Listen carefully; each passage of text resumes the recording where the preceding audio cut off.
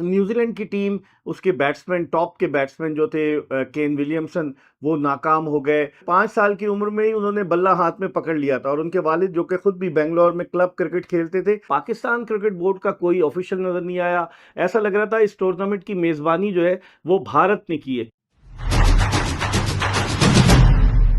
बिस्मिल्लाहिर्रहमानिर्रहीम, अस्सलाम वालेकुम। अपने यूट्यूब चैनल MIB स्पोर्ट्स पर मैं हूं मिर्ज़ा इकबाल बेग। मुत्तहदा अरब अमारात की रियासत दुबई में भारतीय क्रिकेट टीम की कामयाबियों का सिलसिला जारी रहा और आज मुसलसल 5वां मैच जो कि फाइनल था चैंपियंस ट्रॉफी का, वो जीतकर भारत ने 12 साल के तवील अरसे के बाद चैंपियंस ट्रॉफी जीतने का एजाज़ हासिल किया। न्यूजीलैंड की टीम ने मुकाबला बड़ा ज़बरदस्त किया और सिर्फ एक ओवर पहले भारत ने वो जो टारगेट न्यूजीलैंड ने सेट किया था उस टारगेट को अचीव किया। न्यूजीलैंड की टीम पहले बैटिंग करते हुए उसने 251 रन बनाए 7 विकेटों के नुकसान पर और भारत ने ये हदफ 6 विकेटों के नुकसान पर 49वें ओवर में पूरा कर लिया।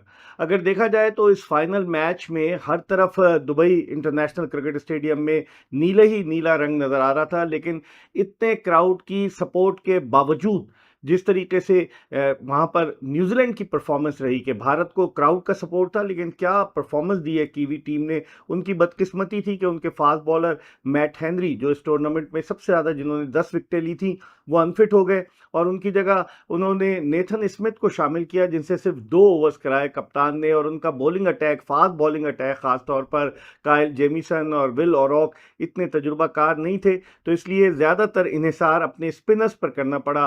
कप्तान मिचेल सेंटनर को उन्होंने चारों स्पिनर्स को आजमाया जिसमें उन्होंने खुद 10 ओवर्स किए, उसके अलावा उन्होंने 10 ओवर्स कराए माइकल ब्रेसवेल से। क्या बॉलिंग की है माइकल ब्रेसवेल ने आज, और फिर रचिन रविंद्रा ने भी बड़ी उम्दा बॉलिंग का मुजाहरा किया। इस मैच में अगर देखा जाए तो कीवी टीम की फील्डिंग एक मरतबा फिर बड़ी अच्छी थी, सिवाय एक दो कैचेस के। एक डैरल मिचेल से ड्रॉप हुआ और एक कैच जो था वो कायल जेमिसन से ड्रॉप हुआ। उसका ज़्यादा नुकसान नहीं हुआ क्योंकि श्रेयस अय्यर फिर बाद में आउट हो गए। लेकिन न्यूजीलैंड की टीम, उसके बैट्समैन, टॉप के बैट्समैन जो थे केन विलियमसन, वो नाकाम हो गए और विल यंग भी लंबी इनिंग्स ना खेल सके। लेकिन रचिन रविंद्रा ने एक मुख्तसर मगर बड़ी इंप्रेसिव इनिंग्स खेली। बेंगलोर से उनके पेरेंट्स का ताल्लुक है, रचिन रविंद्रा के और उनके वालिद रवि कृष्णमूर्ति ने उनका नाम राहुल द्रविड़ और सचिन तेंदुलकर से मुतासिर होकर रचिन रविंद्रा रखा है। उनके वालिद जो हैं वो सॉफ्टवेयर आर्किटेक्ट थे बेंगलोर में, लेकिन फिर 1997 में वो न्यूजीलैंड शिफ्ट हो गए और 1999 में उनके घर रचिन रविंद्रा की विलादत हुई। और रचिन रविंद्रा जिस तरह with the passage of time अपने आप को प्रूव कर रहे हैं, आज वो मैन ऑफ द टूर्नामेंट भी करार पाए। 263 रन उन्होंने इस टूर्नामेंट में स्कोर किए, 3 विकेटें हासिल की और परफॉर्मेंस उनकी बड़ी यादगार रही। आज भी उन्होंने एक बड़ा अच्छा कैच आगे की जानिब गिरते हुए लिया और फिर 5 साल की उम्र में ही उन्होंने बल्ला हाथ में पकड़ लिया था। और उनके वालिद जो कि खुद भी बेंगलोर में क्लब क्रिकेट खेलते थे, जब भी बेंगलोर आते वेलिंगटन से तो रचिन रविंद्रा क्लब क्रिकेट खेलते थे। तो वो ग्रास रूट लेवल से आए। 2 अंडर 19 वर्ल्ड कप 2016 2018 के खेले। 2018 के अंडर 19 वर्ल्ड कप के बाद ये कहा गया कि रचिन रविंद्रा जो है वो स्टार ऑफ द फ्यूचर होंगे और वही उन्होंने साबित किया। 5 सेंचुरियां उनकी इस आईसीसी टूर्नामेंट्स में, यानी 3 वर्ल्ड कप में 2023 के और 2 इस टूर्नामेंट में। लेकिन बदकिस्मती रही कि रचिन रविंद्रा जो थे वो हारने वाली इस टीम की तरफ थे, लूजिंग साइड पर थे, लेकिन उन्होंने अपनी कारकर्दगी से सबको ही मुतासिर किया। आज जिस अंदाज से टॉस जीतकर पहले खुद बैटिंग करने का फैसला किया कीवी कप्तान मिचेल सेंटनर ने, और केन विलियमसन आज सिर्फ 11 रन बना सके, लेकिन फिर उसके अलावा जो बैटिंग की डैरल मिचेल ने 63 रन स्कोर किए। उनके अलावा 53 रन बनाए माइकल ब्रेसवेल ने, जिन्होंने आखिर में अपनी टीम का स्कोर 251 रन तक ले जाने में बड़ा वाइटल रोल प्ले किया। और उनके अलावा ग्लेन फिलिप्स ने 34 रन बनाए। भारत की जानिब से उसके स्पिनर्स ने उम्दा कारकर्दगी का मुजाहरा किया। जब और जिस तरीके से रोहित शर्मा ने अपने स्पिनर्स का इस्तेमाल किया, जब उन्होंने देखा फास्ट बॉलर्स की मार लग रही है तो वो अपने left arm spinner Kuldeep Yadav को लेकर आए, जिन्होंने आती ही विकेट हासिल की रचिन रविंद्रा की। और फिर उसके बाद उनके स्पिनर्स छा गए, वरुण चक्रवर्ती, उसके अलावा कुलदीप यादव और अक्षर पटेल, रविंद्र जडेजा। उनके स्पिनर्स ने जिस तरह की बॉलिंग की, कोई भी उनका फास्ट बॉलर जो था, मोहम्मद शमी ने 9 ओवर किए और हार्दिक पांड्या ने 3 ओवर्स किए। बकिया जो 38 ओवर्स थे वो स्पिनर्स से कराए रोहित शर्मा ने, और उनके जानिब से 2-2 विकेटें चक्रवर्ती और कुलदीप यादव की रहीं। जब 252 रन के हदफ का ताक़ुब शुरू किया भारत ने, तो जो पार्टनरशिप थी, क्योंकि इनएक्सपीरियंस बॉलिंग अटैक था न्यूजीलैंड का, फास्ट बॉलिंग अटैक, तो उसके खिलाफ रोहित शर्मा जो इस टूर्नामेंट में थोड़े बुझे बुझे नजर आए, लेकिन आज उन्होंने एक कैप्टन इनिंग्स खेली। जिस तरीके से उन्होंने अटैक किया और इब्तिदाई जो उनकी पार्टनरशिप हुई रोहित शर्मा की शुभमन गिल के साथ, 19वें ओवर में 105 रन की जो ओपनिंग पार्टनरशिप थी, उसने उस फतह के स्कोर की बुनियाद रखी जो 252 रन का हदफ भारत ने अबूर किया। आज रोहित शर्मा बड़ी ज़बरदस्त फॉर्म में थे, लेकिन एक मरतबा फिर ग्लेन फिलिप्स, जिनके बारे में कहा जाता है कि वो हवा में उड़ते हुए कैच लेते हैं, आज फिर उन्होंने जो कैच लिया शुभमन गिल का, कमाल का कैच लिया। तो 5 कैच उन्होंने लिए इस टूर्नामेंट में और सब एक से बढ़कर एक था। तो ग्लेन फिलिप ने ये साबित किया कि वो उस वक्त दुनिया के चंद बेहतरीन फील्डर्स में से एक हैं। उन्होंने साउथ अफ्रीका के जॉन्टी रोड्स की याद दिला दी कि वो भी बड़े ज़बरदस्त फील्डर थे, हवा में उड़ते हुए कैचेस लेते थे।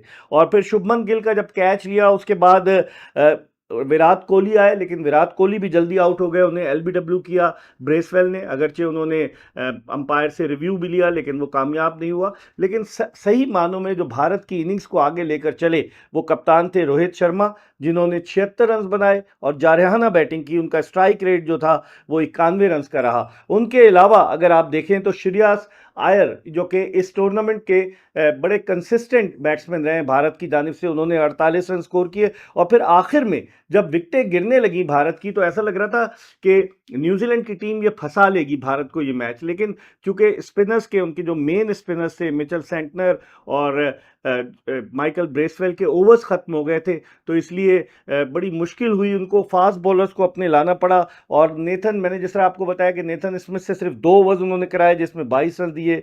सबसे ज़्यादा महंगे विल ओरॉक साबित हुए, जिन्होंने 7 ओवर्स में 56 रन दिए। और कायल जेमिसन जो तवील कामत फास्ट बॉलर है, उनसे उन्होंने सिर्फ 5 ओवर्स कराए। तो अगर देखा जाए तो न्यूजीलैंड की टीम ने आखिरी वक्त तक फाइट की, लेकिन फिर उसके बाद जब केएल राहुल बैटिंग के लिए आए, तो केएल राहुल ने हार्दिक पांड्या के साथ मिलकर आसान कर दिया टारगेट। और उस आसान टारगेट को करने की वजह से, अगरचे हार्दिक पांड्या आउट हो गए थे 18 रन बनाने के बाद जेमिसन की गेंद पर, लेकिन फिर उसके बाद केएल राहुल ने रविंद्र जडेजा के साथ मिलकर अपनी टीम को फतह से हमकिनार किया। रविंद्र जडेजा ने विनिंग स्ट्रोक लगाया और न्यूजीलैंड की जानिब से सबसे अच्छी बॉलिंग की माइकल ब्रेसवेल ने, जिन्होंने 10 ओवर्स में 28 रन देकर 2 विकेटें हासिल की। उन्होंने न्यूजीलैंड की इनिंग्स में निस सेंचुरी भी बनाई।